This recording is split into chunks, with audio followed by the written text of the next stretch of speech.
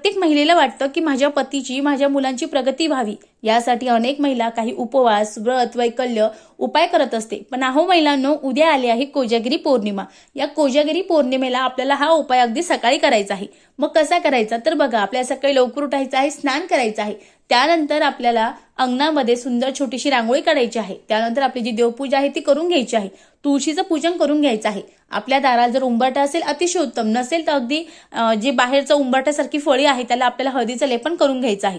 त्यानंतर आपल्याला 2 नागवेलीची पानं घ्यायची आहे, 1 सुपारी घ्यायची आहे।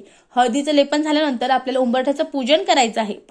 पूजन झाल्यानंतर धूपदीप दाखवायचा आहे आणि त्यानंतर आपल्याला 2 नागवेलीची पानं घ्यायची आहे। नागवेलीचे पानाचा जे भाग आहे तो बाहेरून ठेवायचा आहे आणि जे देठ आहे ते तुमच्या घराच्या म्हणजे मुख्य दरवाजाच्या साईडनं येईल असं ठेवायचं आहे। त्यानंतर त्यावर आपल्याला 1 सुपारी ठेवायची आहे। सुपारीला हळद, कुंकू, अक्षदा अर्पण करायचं आहे आणि त्यानंतर माता लक्ष्मीला सांगायचं आहे की माझ्या पतीची, माझ्या मुलांची जी प्रगती आहे ती होऊ दे।